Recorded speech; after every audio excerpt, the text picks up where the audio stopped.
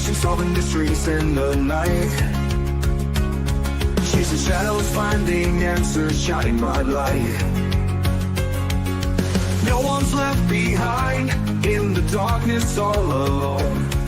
With a heart like a siren, she brings the lost ones home. Silent cries in the dark no longer have to be. For justice, wheels keep turning, granny on the beat. Broken voices find their power, call out hope again. When these crime busters run, no victims left in vain. Bravery in her veins, truth she won't disguise. With a fire in her eyes, she's got nothing to deny.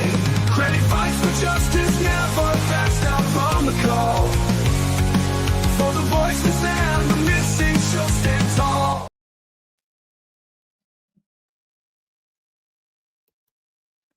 Hello again, everyone.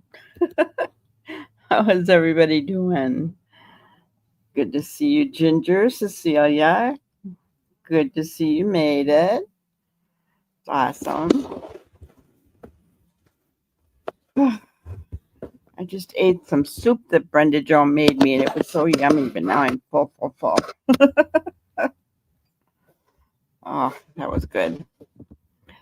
All right. We'll start out with our spotlight on the missing. Jeremiah Shimarkey has been missing since yesterday, guys. He was last seen in Suffolk, Virginia. 14 years old, black hair, brown eyes. He was last seen wearing a black hoodie, brown beanie, black sweatpants with a white stripe, and black flip-flops.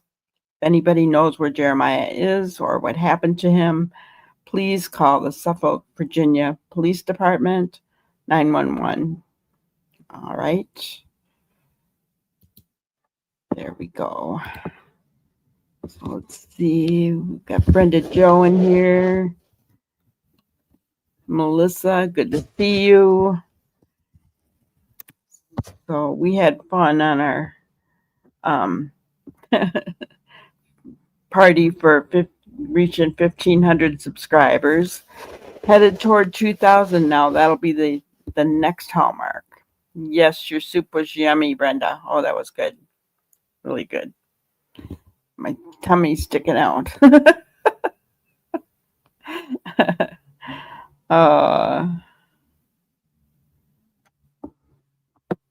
So, yeah. Thank you guys for coming on in. We are going to watch an update that came out last night while we were live, I guess, by Mr. Yummy. But let me see. I think there was a news release as well. So let's take a look at that first. Share my screen.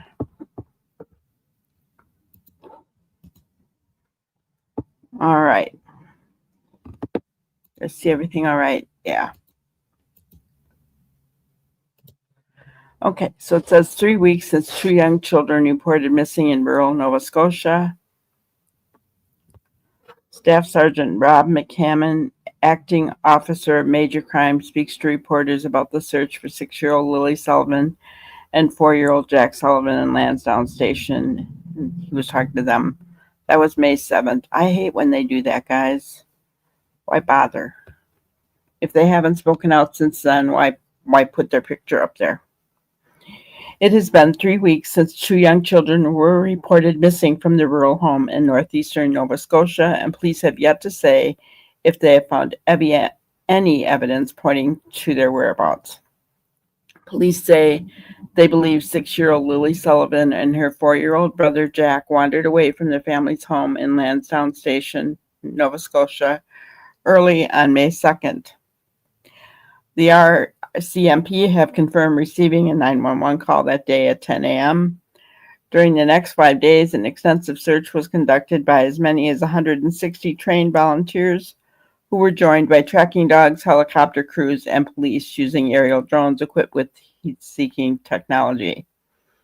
The search covered more than 5 square kilometers of the hilly, heavy wooded terrain around Gerlach Road, about 140 kilometers northeast of Halifax. But on May 7th, the search was scaled back as the RCMP announced there was little chance the siblings could have survived in the woods for that long. Later that day, Daniel Robert Martel, who has described himself as the missing children's stepfather, told the Canadian press that he had voluntarily attended a 4-hour interview with major crime investigators. "I've been 100% cooperating," he said in an interview at the time. "I gave them my phone, I offered drug tests, I offered them lie detector tests." The Mounties said they searched ponds and streams around Lansdowne Station on May 8th and 9th, and on May 13th, the Mounties said some of the children's relatives were among those identified for formal interviews.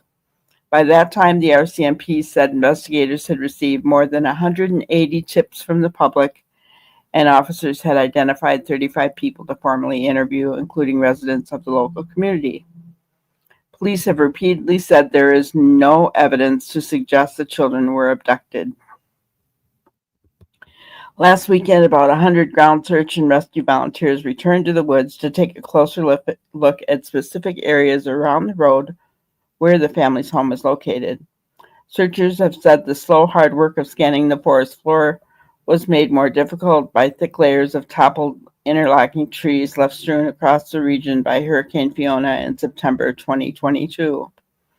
As the latest search ended on Sunday, police said the results would be carefully reviewed by investigators and search managers.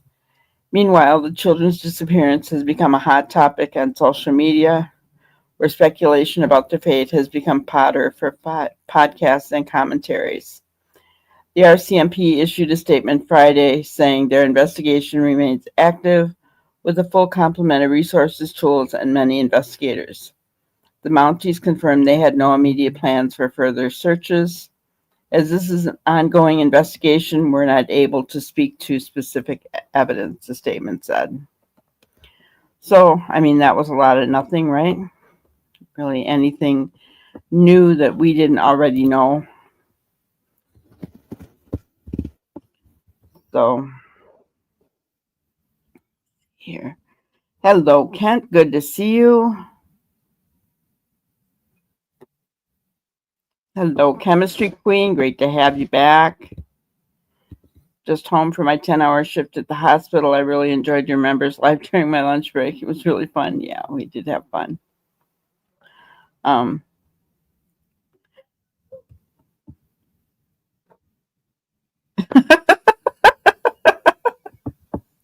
Kent, you're so...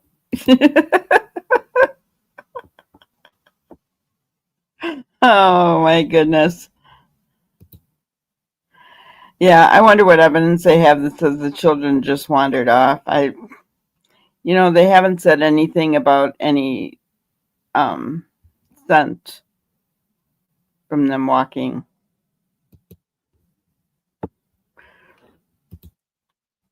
That was a report of the parents, the last people who were believed to be seeing the kids. That's why they would say that. Yeah. So,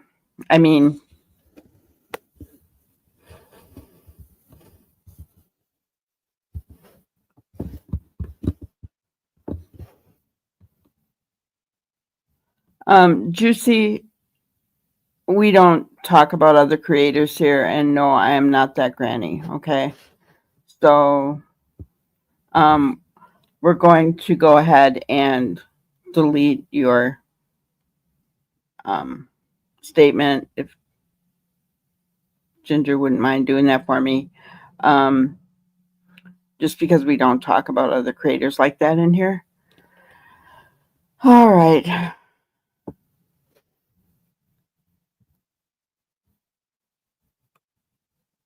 So,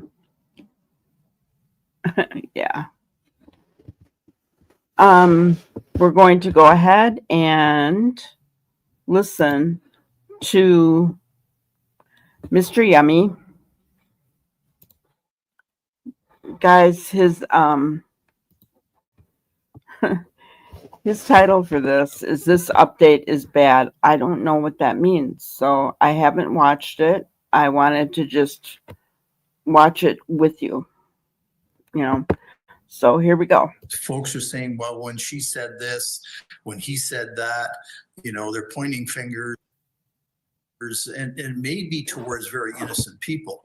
So in fairness to them and the RCMP, that we just need to back off on that and let things happen. One of the things, Chris, that comes up as well is the fact that if this story perhaps had happened in a bigger center, this would be a story that would be headlines every day. 2 young children disappeared without a trace, a massive investigation, yet it doesn't seem to have that kind of attention here in Canada.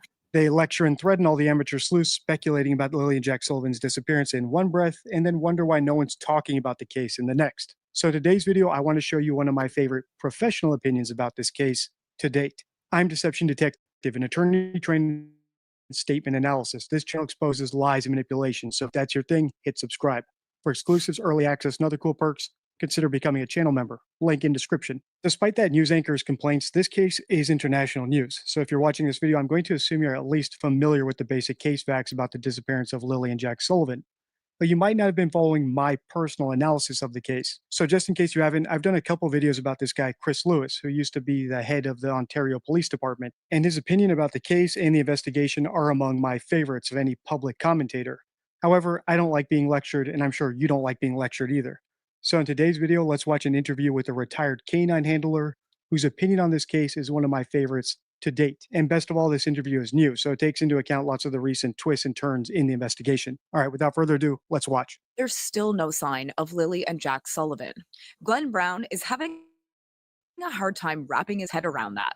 The retired RCMP dog handler of 26 years says it's baffling to him the children are still missing after such wide-scale searches that included upwards of 160 search and rescue personnel, dogs, helicopters, and drones. I find it hard to believe that a 6 and 4-year-old would just disappear like that. I guarantee you, if I was still working today, that'd be the thing to you'd be racing around your mind all the time. Like, where would they have gone? Like, we have done everything. I think the last thing I read, they searched a square kilometer area, 5 kilometers. That's a big area. That's a big area, and that's meticulously searched. That's the first reason I like this retired canine handler's opinion on this case, because he's not walking the party line the way that Chris Lewis is. He's pointing out that if the search were as diligent as it should have been, they should have turned up something if the kids actually wandered into the woods. And coincidentally, in a separate news clip that's less than 24 hours old, we have them admitting just that they were not as diligent as they should have been. Here's a little bit of that. Melissa Scott's trail cameras might contain clues about the disappearance of Lily and Jack Sullivan. RCMP asked her for days of footage as the investigation into the missing children approaches the 3-week mark.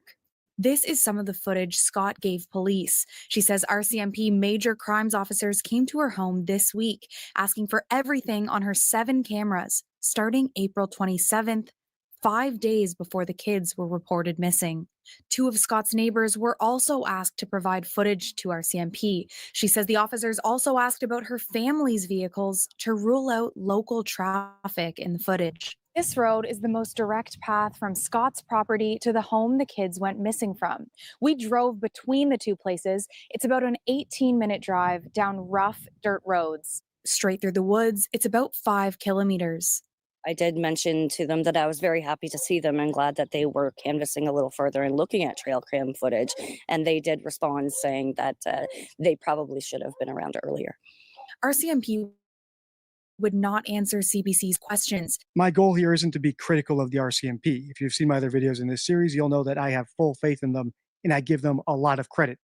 More credit than the people in my comment section think I should. But my point is, before they lecture people like myself online for speculating about the case, I've seen other people in my comments point out that they should be looking for trail cams within the first day of the disappearance and ask the neighbors if they'd voluntarily let them check their camera footage. Let's keep watching. If I was still working today, that'd be the thing to you'd be racing around your mind all the time. Like, where would they have gone? Like, we have done everything. The children were reported missing from a home on Gairloch Road on May 2nd, sparking a 6-day search that was eventually scaled back. Then, over the weekend, 115 search and rescue crew members were called back. RCMP have not said what prompted them to return, but Brown says it's not unusual to restart a search. He says there are a number of reasons police may call crews back, including tips or new evidence. But if that was the case, that information likely was not known by the search crews or even police officers on the ground. That's the second big point I agree on, because I've been saying ever since the search was resumed after being briefly paused that it might have been employed by the RCMP to see how the parents would react. That could be what's going on here with the RCMP. They were waiting for some sort of bizarre behavior from either of the parents when they thought the search was over. But they could have also been watching the parents to see if they did anything that provided new leads to them, like driving to a remote location all of a sudden now that they thought no one was watching them, or resuming communication with each other after they made a big hoopla about not doing that anymore, and potentially saying something incriminating or suspicious, like syncing up their stories or expressing how happy they are that they got away with it, or anything else. But we'll probably have to wait a long time to find out if my hunch about that development being a ploy is correct, because the Canadian police are so tight-lipped. They are masters of tactical silence. That's a clip from the video I put out the day that the search resumed for Lily and Jack, and it seems to have been pretty prescient based on what this K9 handler said, that the RCMP is in the habit of not telling their searchers or even their own officers if that's what was going on. They just tell them where to go look. They don't tell them why. He says there are a number of reasons police may call crews back, including tips or new evidence. But if that was the case, that information likely was not known by the search crews or even police officers on the ground. They may tell them, we got a tip, and we just want you to go in that area and search and see if you find anything. They're not going to tell you exactly what was in the tip. It's not going to do it. They don't even tell their own people that, unless you are in the know, right? Unless it's like you're in that investigative group. RCMP's major crime unit has been involved since the day after the children disappeared. They say every missing persons investigation is considered suspicious until they have reason to believe otherwise. An RCMP spokesperson would not answer specific questions about this latest search, but says officials will be reviewing the information collected and determining next steps. As I've consistently said, I wish them the best. I hope they solve the case. I appreciate their silence. They don't need to tell us anything if it would hamper the investigation, but they shouldn't be lecturing people like myself or you for speculating and trying to figure out what's going on. So if you want me to continue doing that, let me know by liking, commenting, and sharing. Check the end card for my Lily and Jack Sullivan playlist, as well as my playlist about Dylan Ehler, a bizarrely similar case from Nova Scotia. Until next time, stay true. Interesting. I do have to say, though, why did he title that this update is bad? Because it really didn't. I mean, he was behind the RCMP, which we've said all along, we are going to be as well. We're not going to, call them out for anything. It's much too soon, guys. It's only 3 weeks. I mean, total difference from Sebastian Rogers' case to this case, right? 15 months in, Seth is out there, upset, right? And he has every right to be. But yeah, we're only 3 weeks into this. We're certainly not going to go after RCMP for this. But I also agree with them. I guess I think the thing is he is not understanding the fact that the RCMP are from Canada, which you guys have different laws and regulations. You don't have freedom of speech there, right? Dylan's parents sued and were successful to a degree. So, I just think he's not taking that into account, but you can see he's a little PO'd about the fact that they're being critical of anyone trying to speculate and figure things out, right? He doesn't like that. And I get that. He has a right to his opinion. Maybe he thought what the dog handler was saying is bad news for the investigation.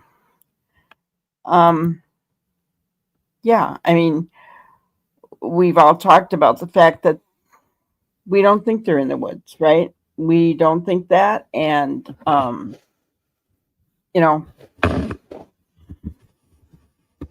so, I mean, that's where they were looking. So I guess if that's what they thought, that the children actually walked away from the home, like the article said, then that is bad news for the investigation because they didn't find anything. You know, they didn't find any trace of them as far as we're aware, right? Because honestly, I think that if an animal like a bear had gotten to them or something, law enforcement would have said something about that, you know. Hello, SRB, good to see you.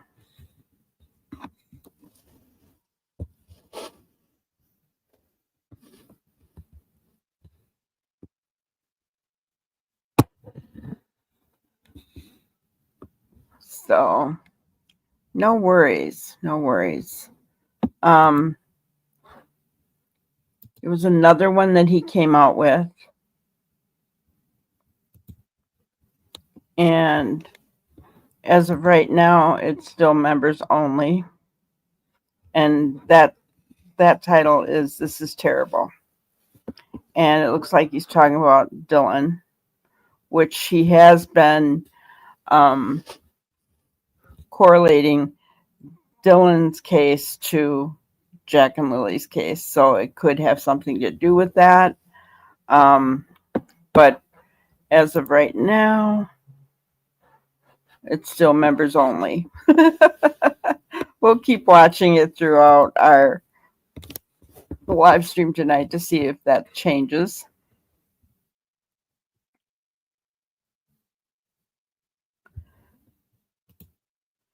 Just look what that former dog handler said. If they went back in on a tip in that second search, even the regular officers on the ground wouldn't know the circumstances. Right, they're not going to tell them why they're sending them back in there, which makes sense, right? They're not going to have them looking for something and have a bunch of different people knowing the information, right? They want to keep that as close to the best as they can. If searchers are really searching, they'll let law enforcement know what they found.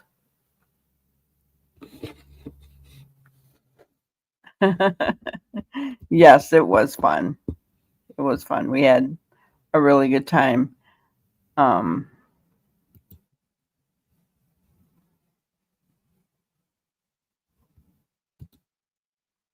Dylan's parents used a new law about online bullying. We had a young lady harm herself because of words that were being said to her online. Yeah.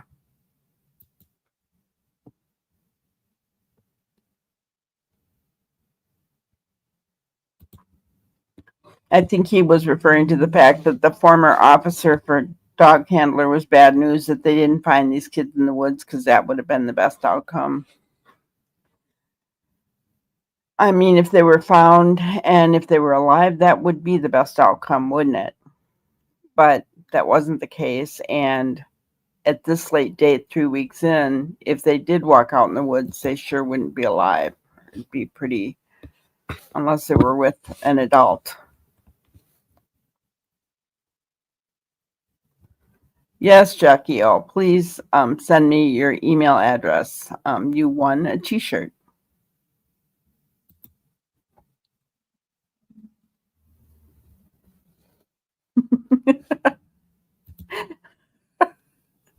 That game was tough. It was really hard.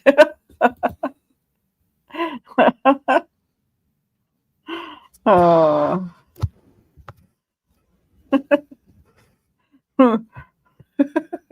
Who knew scaly was a word? Oh my gosh. I had to laugh. That was funny. And Jackie, she got several of them right. That was funny. So as far as the kids go, I know that they're working behind the scenes. They've got a lot of footage that they've collected now, right? Camera footage that they're probably going through. I can't imagine how boring that's got to be. Ugh. And they have to look at it meticulously, right? So, that takes a while. That really takes a while.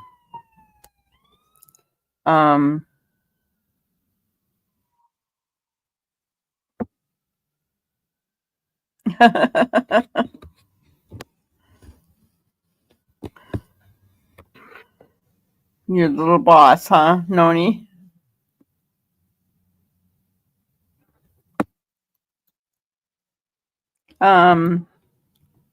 So email me at granniescrimebusters@gmail.com with your address, your physical address. And know that very confidential. I don't give out any of my stuff to anyone. And not your email address, Jackie. Oh, your physical address.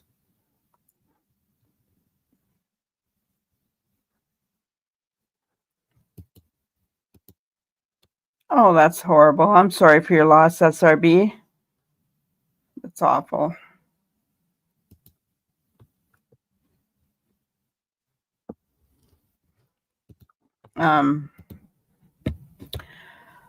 But yeah, I mean, so what do we know?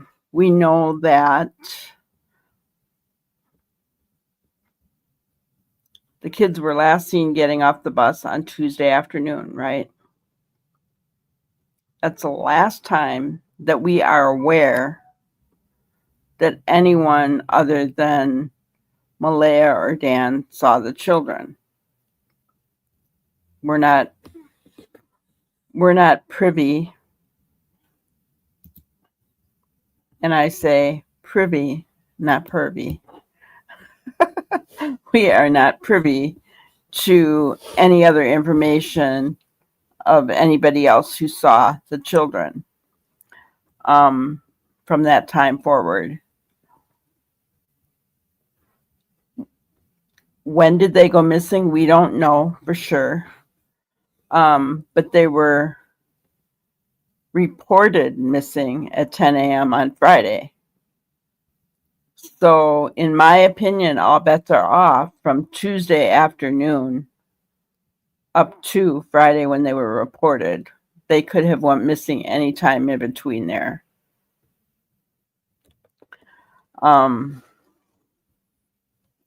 They said they used dogs and everything in the search, but have they ever specifically said that they caught a scent trail from any of the doors on the house leading into the woods for the kids?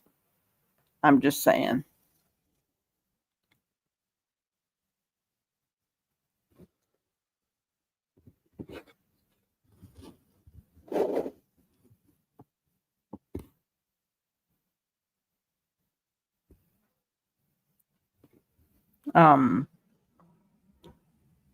Hello, K9. Good to see you. We missed you this afternoon. Hi, Factory Girl. Yes. Yes. There's only one person I know that says pervy. And we don't want to be like him, right, Factory Girl?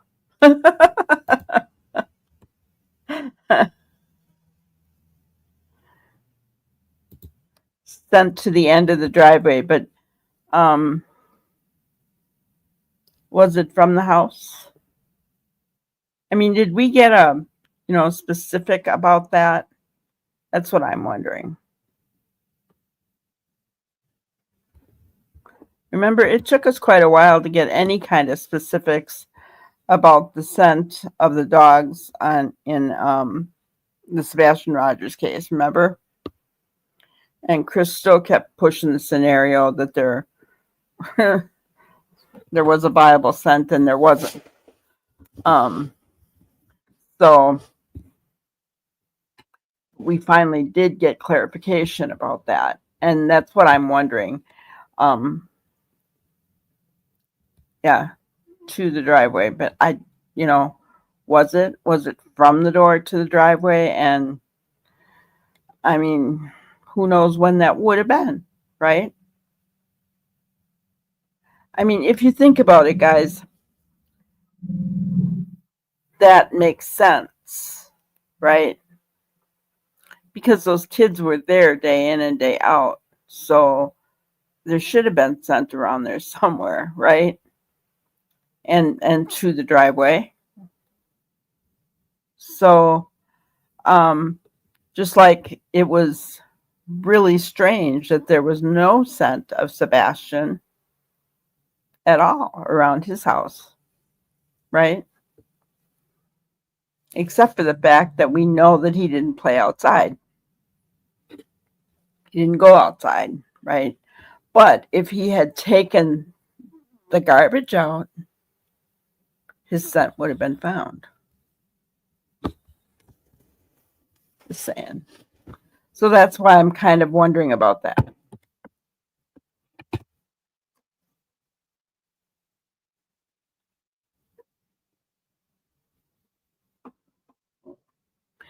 Yep, they do. And how, I think that scent trails can last a while, I would imagine. I don't know.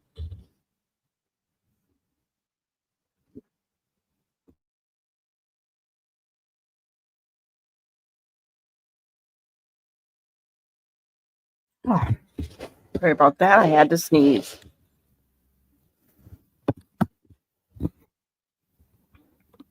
Oh, plants are so expensive, aren't they? Crazy. Especially perennials.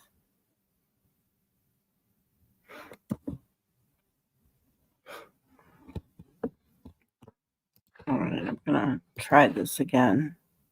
Their investigation involves questions. Okay. He takes his videos off of members only pretty quickly, guys.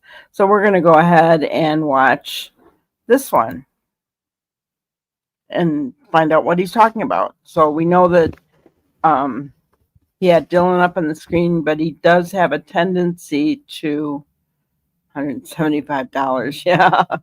Ouch. I spent $500 on we bought my husband and I had bought a house that had, like, it was built into a hill, and on the front it had a raised flower bed that the only thing that was in it was 3 big huge hostas, right? So I wanted perennials so that I didn't have to keep planting every year, right? And it was built up with stone around, but I put down the landscape fabric and put down new dirt and everything and mulch and all that, and went to the store to buy my perennials. I spent $500 on them only to have the stupid deer eat them. Oh, it was horrible. I was so mad.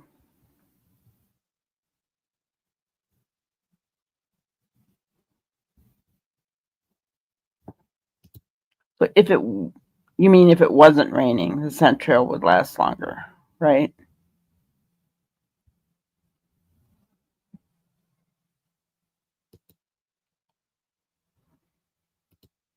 Yeah, I can imagine. I can imagine. Well, it was my own fault, canine. I went on vacation, but I had somebody coming to water them every day. But yeah, I should have done other things too. I didn't realize we lived in a town, in a little city, right? And so I didn't imagine that the deer would be around, and sure enough, they found us. Oh, he should have got burnt from the sun. Oh no. Yeah. It, it just sucks that that stuff is so expensive. But anyway, let's get back to Mr. Yummy here. questioning everyone in the little boy's circle, including the last person to see him that day. Grandmother Dorothy Parsons was asked by police to recreate the final moments before he disappeared. This process of hooking up the dog, how long did that take? Seconds. Like we redid it with the police, and he said he timed it in about 18 seconds. Grandma's lying. At least that's my opinion. It's not just because she was the last person to see her 3-year-old grandson alive. So in today's video, let's watch your interview with Canadian Press and count the red flags. I'm Deception Detective, an attorney trained in statement analysis. This channel exposes lies and manipulation. So if that's your thing, hit subscribe. For exclusives, didn't early know access, that, and other cool Ginger. perks, consider becoming a channel member. Link in description. If you're new to this case, that's because it was sadly underreported back in 2020 when it happened. The only reason I know about it is because I was analyzing another missing child case from Nova Scotia with similar case facts, Lily and Jack Sullivan. Fortunately, the interview we're about to analyze does a good job of setting the table, so it doesn't matter if this is the first video you're seeing in this series. So there's just one thing I want to go over before we grab our deception decks and start analyzing Grandma's story, and it's this. Just because someone is lying, that doesn't mean they're covering up a crime, let alone a felony. They could be trying to cover up something embarrassing or shameful or some other sort of attendant guilt. In other words, detecting deception is just step one. Then we have to figure out why someone is lying. All right, without further ado, let's listen. Their investigation into Dylan's disappearance involves questioning everyone in the little boy's circle, including the last person to see him that day in May of 2020. Grandmother Dorothy Parsons was asked by police to recreate the final moments before he disappeared. This process of hooking up the dog, turning your back on Dylan, how long did that take? Seconds. Like we redid it with the police, and he said he timed it in about 18 seconds. 18 seconds, you didn't have your eyes on Dylan, and he was gone. Yeah. In that time, Dylan would have had to run at least 81 meters between the fence, across a neighbor's backyard, and through brush to get down to the brook.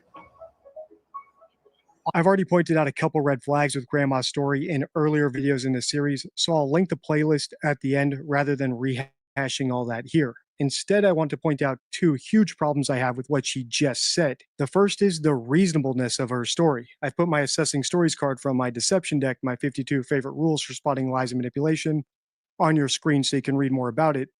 But the gist is that the story just doesn't sound believable, and even the producers of the documentary seem to be hinting at it with that little montage they just did of all the places he would have had to run through in those 19 seconds. Moreover, he would have had to run all that distance without making any noise to alert his grandma or leaving any trace at all of the path he took. My second big problem is how she actually answered the question. The journalist asked her about how long it took to chain up her dog, and I would have expected her to tell us how long it took her on the day Dylan disappeared, and maybe as well as the day that she did the reenactment. But she only said how long it took her to do it on the day of the reenactment. I agree with them. She only said it how long it took on the day of the reenactment. So 18 seconds to get out of her yard, walk across the neighbor's backyard, into some brush, down to the river. No, I'm sorry. Without making any kind of noise for her to hear him. No. That's not enough time, in my opinion. In my opinion, I agree with him.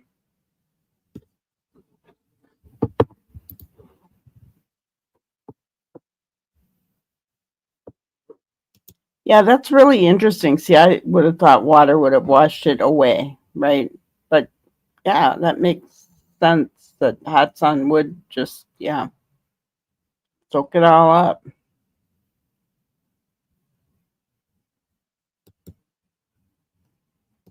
Yeah, Dylan's case is heartbreaking. I don't believe Grandma either. And neither do the parents, which is really sad because Dylan's mom is her daughter, so that's pretty sad. Yeah, it's not going to happen with a toddler in rubber boots, right? Going to make noise because they're going to clunk. Those rubber boots on toddlers are not easy for them to walk in, and they clunk along, right?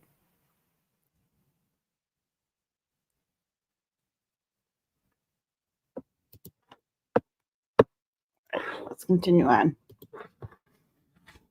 Which makes me wonder if she didn't do it the day Dylan disappeared. And if that's the case, what was she doing? All right, let's keep listening to see if we can find out. Once they found out how much Dylan likes water, they went with that, stuck with that, wouldn't even entertain any other scenario whatsoever, even though I'm telling them that I think he was taken. You told the police that right off the bat. Yeah, I did. And I said it 3 or 4 times. I think he was taken. While Dorothy believes Dylan was snatched, her own daughter and Jason think she's holding back vital information about what happened that day. Did your dog get away? Did you put your dog inside? Did you make a mistake and you're just not saying it? I just know something's wrong. I've felt it since day one. So if you look at this, guys, she was back here in this yard. This is all open. That wasn't closed off at all.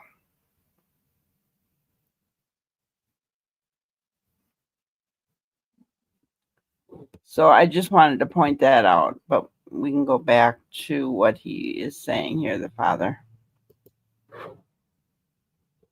See how that's open and the driveway is right here. Did your dog get away? Did you put your dog inside? Did you make a mistake and you're just not saying it? I just know something's wrong. I've felt it since day one. Jason and Ashley both feel as though there's just something missing and that you're not sharing it because you're scared of getting charged criminally with neglect. There's nothing that's a secret. Even I know there's something not right. There's a puzzle piece missing. And you don't have the piece of that And puzzle. I don't have it. I don't have that piece. According to Dorothy, she took 3 different lie detector tests. She says her version of events has never wavered.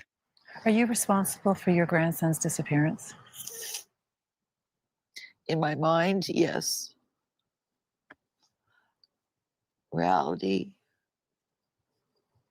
probably yes. Because he was with me and I turned my back. So I'll always feel responsible. Like I'm just sorry that I even brought him outside.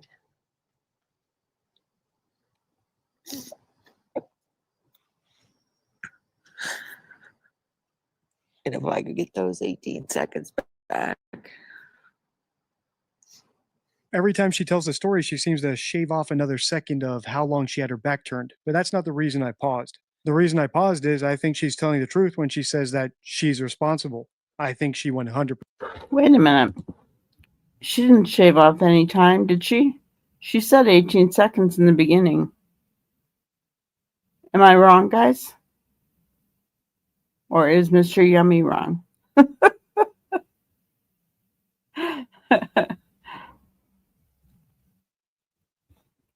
And chemistry, I'm learning about it the same as you guys, because he, for whatever reason, yeah, you thought it was the same too. I don't know why he says she's shaving time, because she's not. She said 18 seconds, and she said it again. So I don't know what he's hearing. Of course, anyone's going to feel. I do have to. Her story hasn't changed, okay, but I do have to wonder.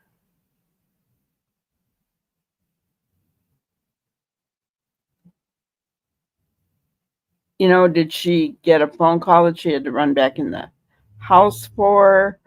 There was some kind of distraction that happened because he didn't leave in 18 seconds, in my opinion. You know, now, do I think that she meant for this to happen or that she caused it to happen? As of right now, I do not think that. I think that she is truly broken and she does feel responsible. But I'm early on in this case, so maybe I'm just gullible. Yeah, right. That's just it. I think the time was longer than she's claiming, but everything else, I mean, she feels responsible, right? Anyone would. If it happened to any one of us, which it could, you know, prayerfully not, but it could. Except that I guess it couldn't, not in 18 seconds, in my opinion. There's no way. Percent is. And I hope you noticed, if you're a longtime viewer of my channel, how many times she used the number 3. She took 3 polygraphs. She told the police 3 times that Dylan had been kidnapped, which is the liar's number. And it's known as that because when people tell fibs, it's often the number that they come up with, 3. I also hope longtime subscribers recognized how peculiar it is for someone to say that he must have wandered off in one breath and then be so convinced that he must have been abducted the next. This is something we see. Wow. No, I didn't think of that, right? Well, she brought him outside, turned her back to hook the dog up, and he was gone, according to what she's saying, chemistry. But yeah, 3 lie detector tests, 3 times she told. Yeah, that makes sense, right? Aw, awesome. Member for 4 months, SRB. That's awesome. Thank you. Thank you. I appreciate you so much. All of our other members in here as well.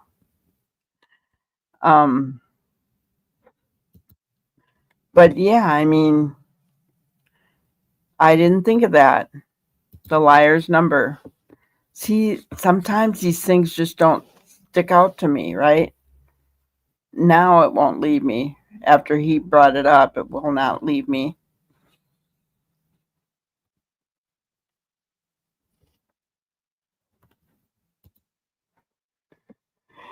If guilty, she would have said she's not responsible. In my opinion, that is just guilt talking of an innocent person. Yeah.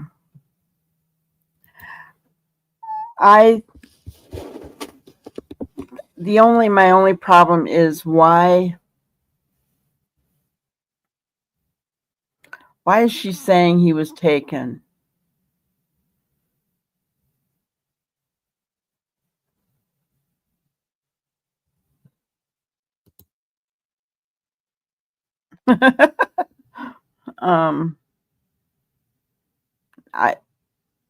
I don't think so.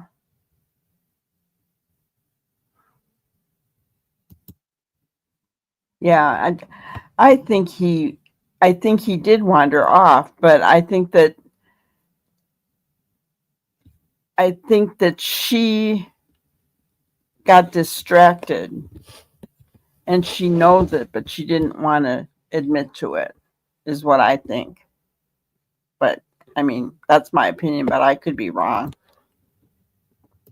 The guilty parents of missing children do time and time again on the channel. Because they know they're guilty of something, they're too afraid to admit any guilt at all.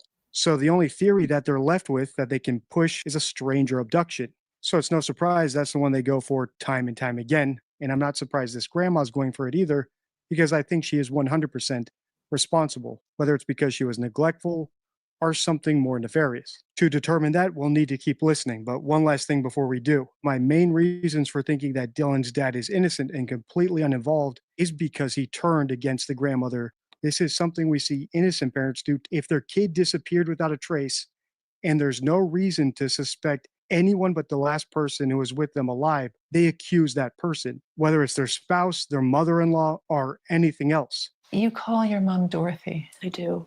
Why? After my son went missing, I can't look at her. I can't speak to her. I don't want her in my life.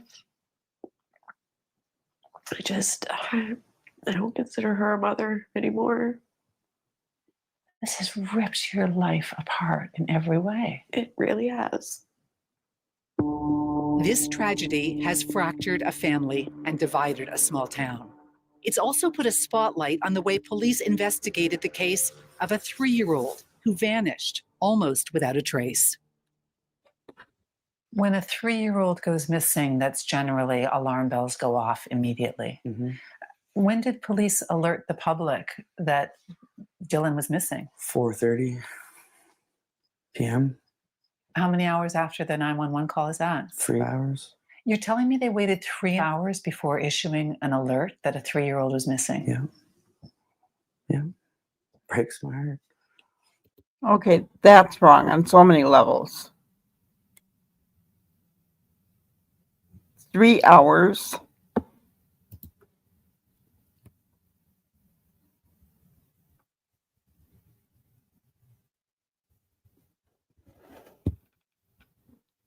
I agree, Ginger. I think investigators need to test every theory or story.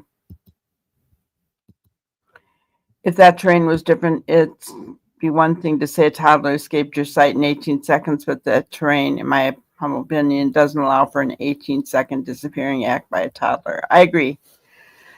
Not for it to go through the brush to get to the creek. If it was just a matter of going across the yard to get to the creek, yeah. Aw.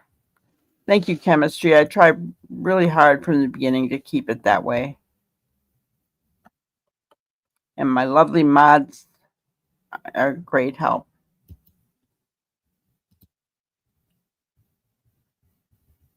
Yeah, his dad has been out there. Aw.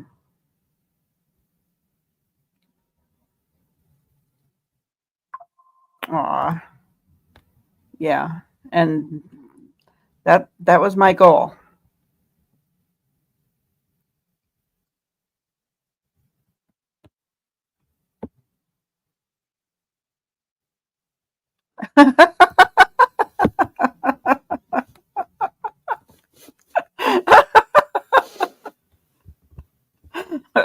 Well, this old granny could not take you out behind the woodshed. Oh, that's so funny.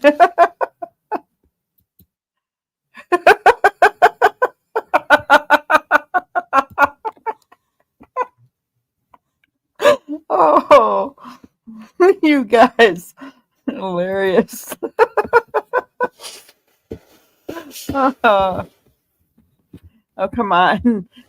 We'll have rumors started that I take people out behind the woodshed. Oh, my goodness.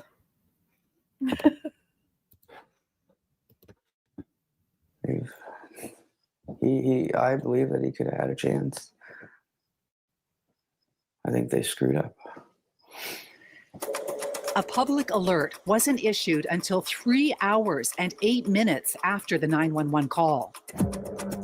It took almost 2.5 hours before search and rescue had boots on the ground. It's almost as if the police found the boots in the water. So that's their answer. Case solved. You believe they found those boots, and it was from then on, it was in their head. He fell in the brook. They never treated Dylan's case like a criminal investigation. They just treated it like a search and rescue. I know that they didn't block off any streets. They didn't stop the public from coming into the crime scene or the area that he went missing.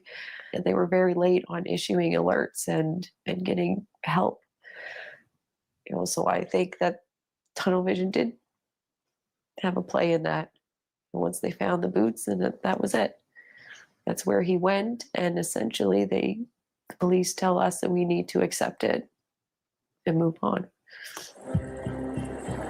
Remember, the official search was canceled after 6 days. So frustrated and so desperate, Jason began conducting his own searches, sometimes 2 and 3 a week. He also scraped together enough money to hire a private investigator. I can accept the drowning theory if everything else has been eliminated. Dave Worrell is a former RCMP detective. Every time I put up a new video, I get new eyeballs and new subscribers. So thank you for watching and thank you for subscribing.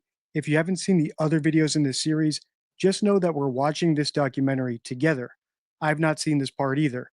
So if you want to watch this PI section of the documentary together in the next video, let me know by liking, commenting, and sharing. Check the end card for my Dylan Ehler and Lily and Jack Sullivan playlists. Until next time, stay true.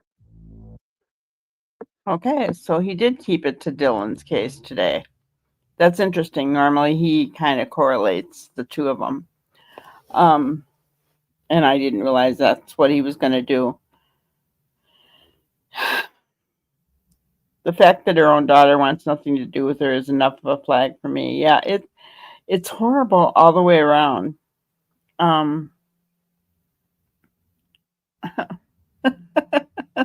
Noni, you're making me blush. Thank you so much, hon. So what do the parents think? That's the thing, I guess. You have to watch the documentary. I noticed that he was looking in the woods by the creek. But here's the thing. That creek and those waters dump into the ocean. So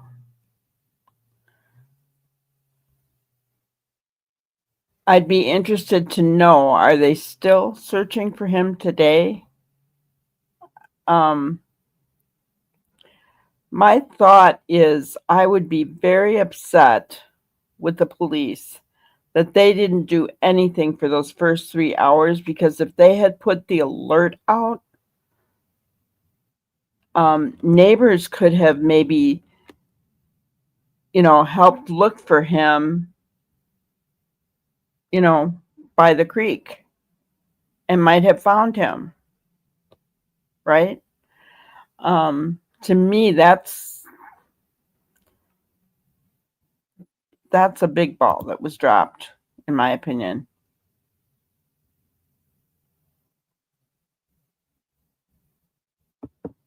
His dad still goes out on searches. Yeah, I can't, I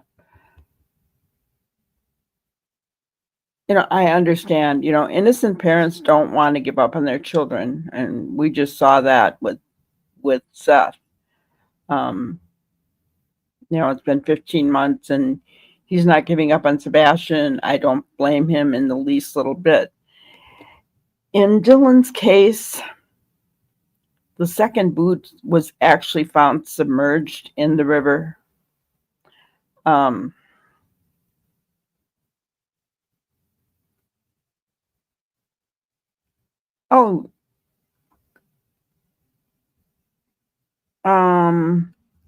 Yeah, go ahead and drop the link or write it out. Yeah. That's fine. Yeah. 2.5 hours for boots on the ground. That's not a good thing, especially when it's a child missing, a toddler. I mean, time is of the essence, right? And it was the same thing for Lily and Jack. It was several hours before they had boots on the ground. But in Lily and Jack's case, I will say is a little different because they were rural and they had, Kent had talked about it where they had pulled other searchers from another case that had just, concluded they had just found a deceased person. And so they pulled those searchers and got them over to Jack and Lily's house, right? So a little bit of a different scenario in that case. But yeah, this case, I don't know, guys. You tell me, what do you think? If you were the parents, would you still be looking for him, knowing that river, one of the boots was found submerged, and that river ends up dumping into the ocean?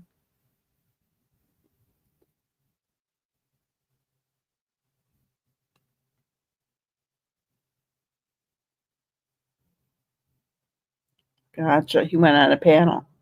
So SRB, does he still feel that Dylan's out there?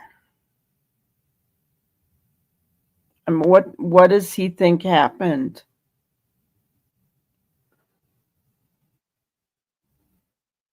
I mean, I know that they blame grandma, right? I know that.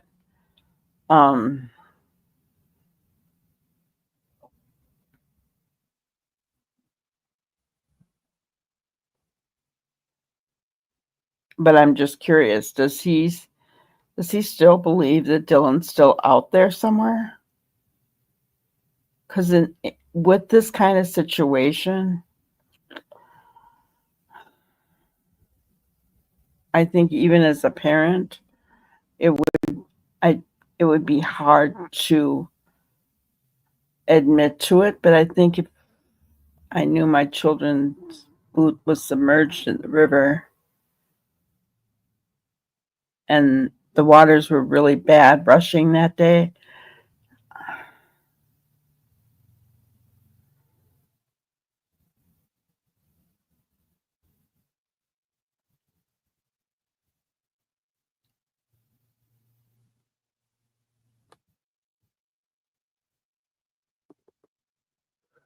hmm.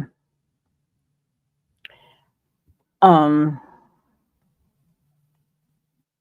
really sad, really sad.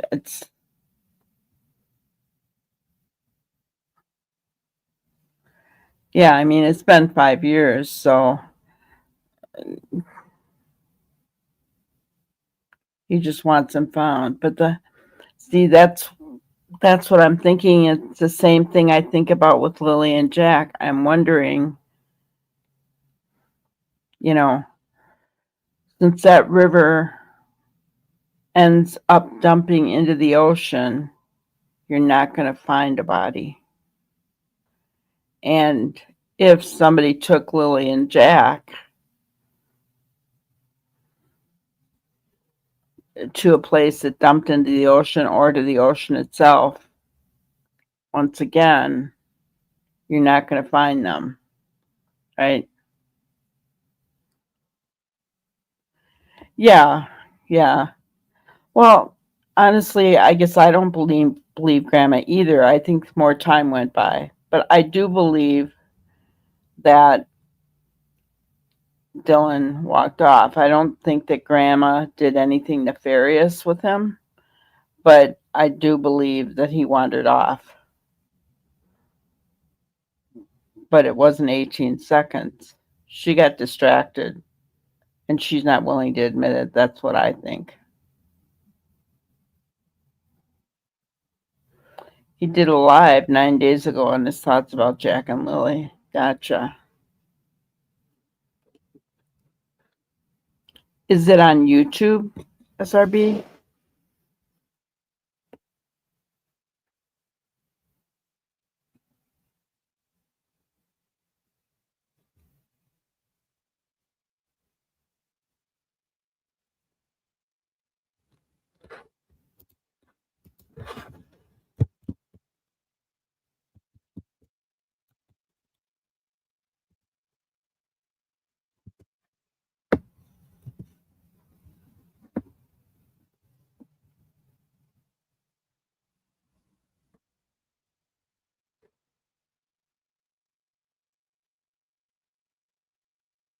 Hmm.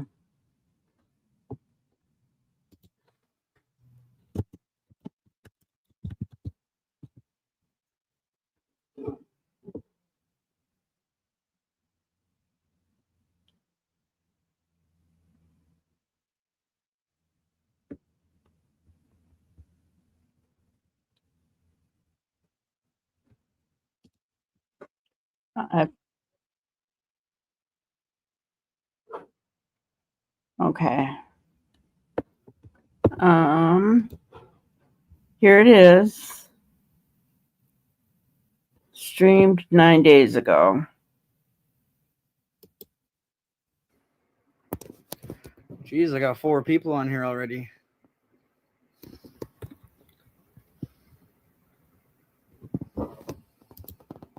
It's been a minute since I've been on YouTube. I've done a few TikTok lives. Those are always fun.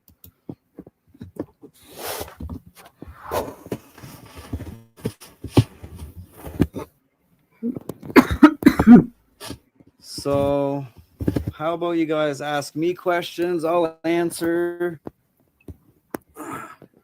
And then I'll give my opinion on this whole situation with Jack and Lily,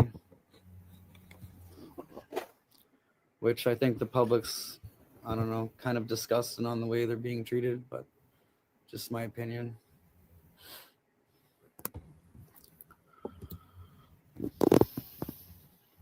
Just don't leave me hanging.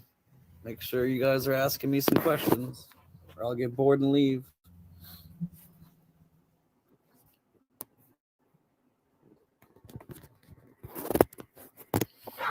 If I can even remember how to check comments on this thing.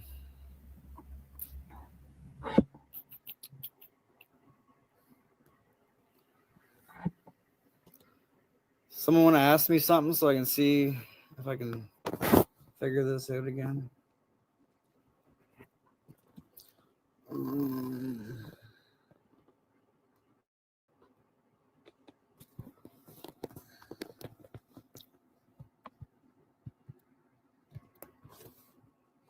Nobody's asking him any questions. You could walk past that little child like so many times and you wouldn't see. And it happens all the time. Like I've seen many different cases where they didn't find this child for years and years and years. And, you know, they went back to the main search area, which I guess in Lily and Jack's situation would be the woods. I'm going to assume behind their house. And they might have just walked past and or someone took them, or the parents were neglectful. You know, we could all have all these opinions, but at the end of the day, it's really, let's just say we were all wrong, and, you know, like they were okay parents and they did the best they could. And hello, the whole world Malachi. just destroyed them for nothing, like they did me and Ashley. The whole world, we had Canada's biggest cyberbullying. It was way worse than what's happening to these guys. Like, I can tell you that. Probably because COVID-19 just happened and everybody was bored. And most of it was nonsense, but it took its mental toll on me and Ashley. So it's too early to tell. I had people send me information on Lily and Jack. There was I think it was a kindergarten teacher, or anyway, I think it was a teacher from their school, I'm pretty sure. And I'm not going to get into details, but it was sent to my investigators that a white van was in that area. And I have pictures of the license plate and everything. You know, it's almost like a lot of people turned to me when this happened and, I don't know, put trust in me, I guess. But I've got a lot of information on them since they went missing, and I've sent it to the right people. You know, it's very possible they were kidnapped. Maybe this van that was at their school has something to do with it. Maybe not. You know, but to destroy them, I think it's wrong. I mean, they're not crying enough on TV or any of that, right? Like, my opinion on the news. So when I went on the news, the last thing you want to do is cry on the news. You know, you suck it up, you suck it in. You know, you're on the news with, you know, 1 million people are going to watch it. So the last thing you want to do is cry, you know, and then you got to think of shock. So you're in shock, and, you know, sometimes you just can't cry. You know, it's all these things that people don't understand, like going through the emotions, going through the moment, you know, ambiguous loss. Like, none of you understand it. I mean, counselors don't even understand it. I've been trying to get counseling for years, and my most recent counselor, 30 years, I'm grieving the loss of children and adults and all that stuff, and she has no idea the tools to give me. So it's you can't judge them on how they're acting. So It's interesting to hear his story. I'm not going to play the whole thing because it's an hour and a half long, guys. But I did put the link in there. Wanted you to be able to see it. Chemistry Queen, thank you so much, hon. I appreciate that. You're so sweet. And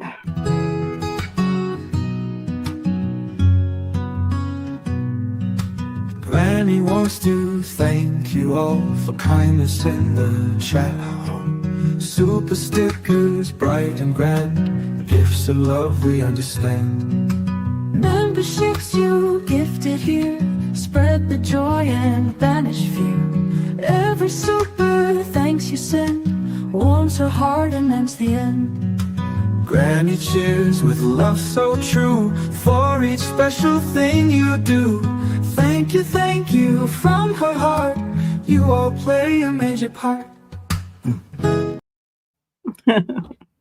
thank you. I appreciate that so much. But yes, that is his account. I'm going to probably listen to the rest of that. I kind of want to know what his thoughts are. SRB, do you know, are him and Ashley still together? When I was watching them on the news, it looked like they may not be, which I can understand. Sometimes that kind of a loss can take its toll on a relationship, but I just was wondering, right?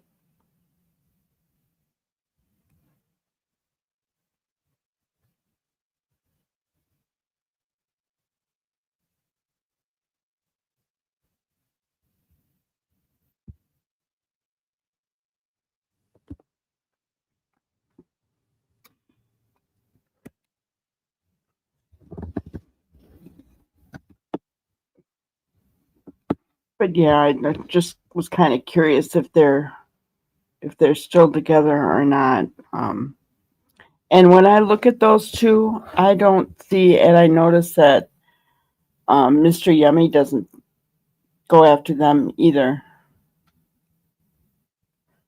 You don't think they are? They just try to work together. Yeah. Oh, okay. They were already in the midst of not being together when Dylan went missing. Gotcha. Okay. Okay. But look at, they come together, right? They come together. And that speaks volumes, right? That speaks volumes, you know.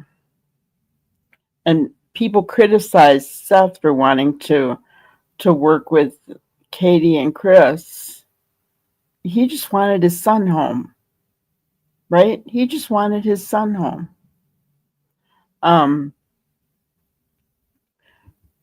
But the other thing, one of the things that Mr. Yummy said is an innocent people will go ahead and they will blame the other parent. Seth has done that, right? He has. I don't blame him. He's not been mean about it, but he said she's the last one that was with him. right? He's upset about the CPS reports, right? And has made statements that they don't belong having children together. I agree. I agree with you, Neural. I hope he gets comfort out of helping Jack and Lily's case. I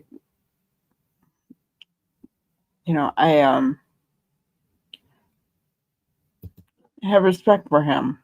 He's been out there, and I get that he wants to bring Dylan's remains home, but I just have a bad feeling that he's in the ocean. It's not possible, right?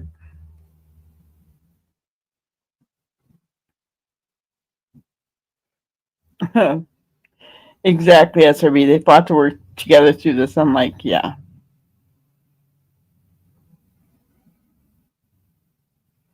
Oh, yeah. I get what you're saying. They were in the midst of quite a dispute at the time, but they both innocent of involvement. Yeah. And I understand why she Ashley doesn't talk to her mom.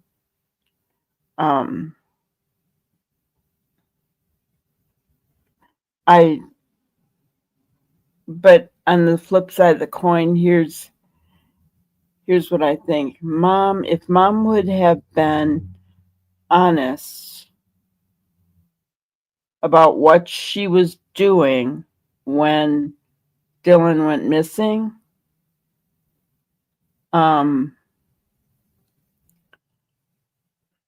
maybe they'd be talking to her, right? Because anybody can get distracted. A phone can ring, something, right? Something can happen.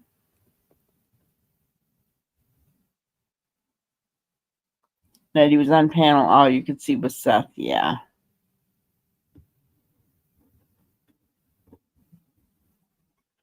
Yeah, Cecilia, thank you for being here. Appreciate it. You have a good night, hon. Yeah, I will probably go back through in my spare time and listen to some of his stuff. And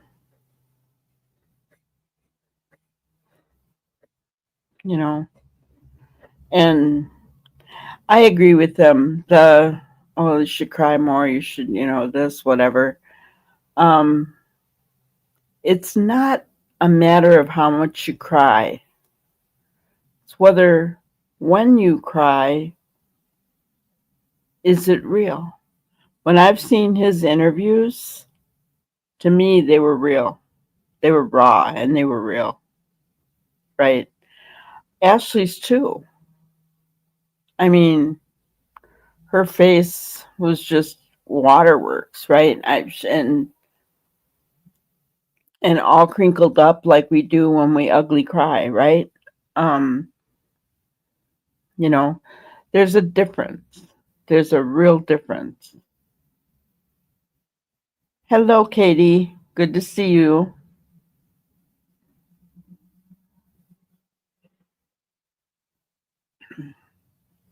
But yeah. And I can see why you see that, because I've seen that in him as well, SRB. I've seen it in some of the interviews that Mr. Yummy has played, because I've only really followed this case through Mr. Yummy. He keeps comparing it to Jack and Lily, right? Which, I mean, there's neglect in the fact that, I don't know. Is there neglect in Jack and Lily's case? We don't know, right? We don't know for sure.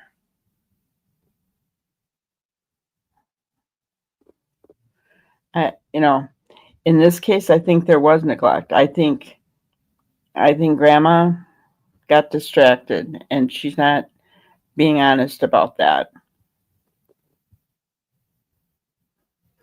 Yeah, I don't follow TikTok much either.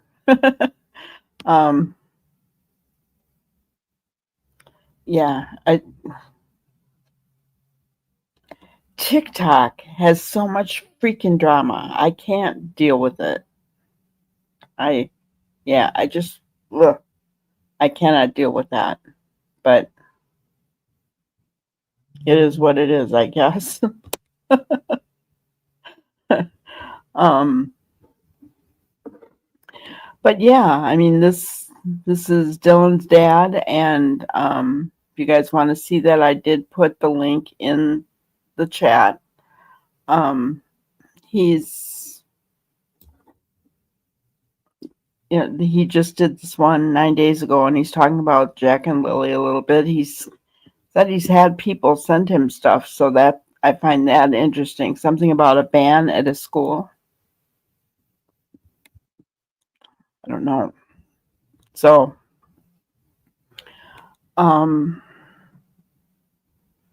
but here's the thing. The van could be at the school all day, doesn't matter. Those kids were dropped off by the bus on Tuesday, which is the last day they were at school. You know, how important is a white van then? I'm just saying, unless that white van was seen driving around their home, then it comes into play, right? So, I don't know. It'd be interesting. I wish I was a fly on the wall at RCMP in Nova Scotia. It would be really interesting, wouldn't it? Be really interesting. Be a fly on the wall.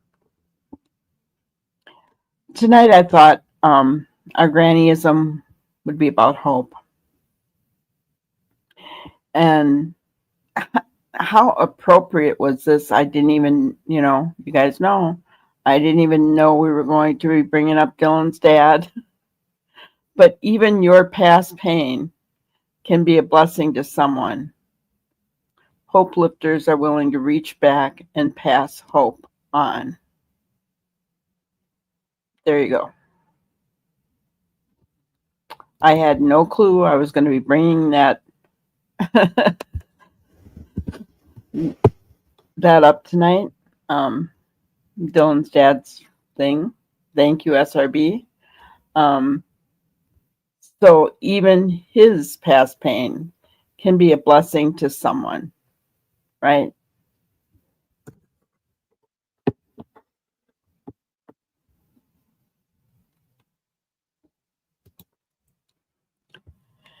Yeah, I feel so bad for Seth. He moved across country to be with his only child, and now his child is gone, and he's basically alone. And now I'm sure he feels like he can never leave Tennessee, even if he wanted to. Yeah, I don't think he would ever leave Tennessee or the home he's living in, because that's the last place Sebastian knew him to be, and he's not going to leave there.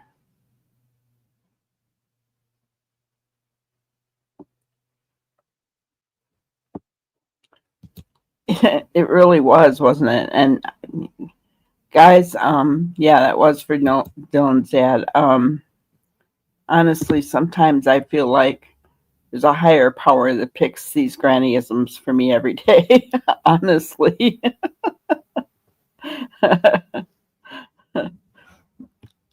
I'm just saying, because honestly, it wasn't me, and I did not know we were going to be watching Dan's little excerpt from Dan's channel tonight. But yeah. And I believe that when Seth's ready, he'll do the same thing, right? Just prayerfully, hopefully, Sebastian will come home. And exactly. Nobody can understand the pain of another like someone who has been there and gone through a similar experience. Exactly. Exactly.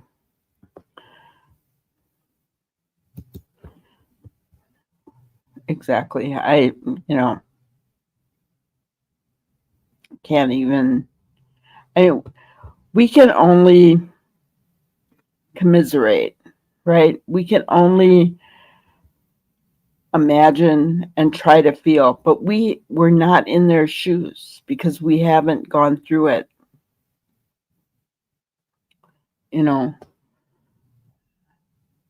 We can see their pain, but we really can't understand and feel their pain. And how much strength does it take for somebody to, in their pain, be a blessing to someone? And that's what Dylan's dad's trying to do, right?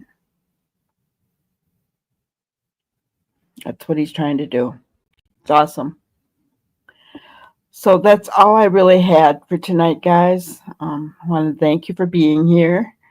Thank you to those who came today at 2:00 for our party for 1,500.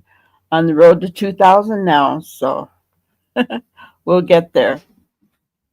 We're building a great community, guys. I really appreciate each and every one of you so much. I love that we can come in here and we can share what we feel without judgment and without garbage and drama involved, right? So thank you so much to each and every single one of you. I mean that from the bottom of my heart. All right. Well, have a wonderful night, and we'll see you tomorrow night. Thanks, guys. Thank you for watching another episode of Granny's Crime Busters. We really appreciate each and every one of you. Don't forget to subscribe and like and even share the content. You can follow us on any of our other social media platforms at YouTube, Twitter, Instagram, Facebook, and TikTok. We really appreciate you guys, and you can also email us at granniescrimebusters@gmail.com. Thank you so much, and we will see you on the next one. Thanks, guys.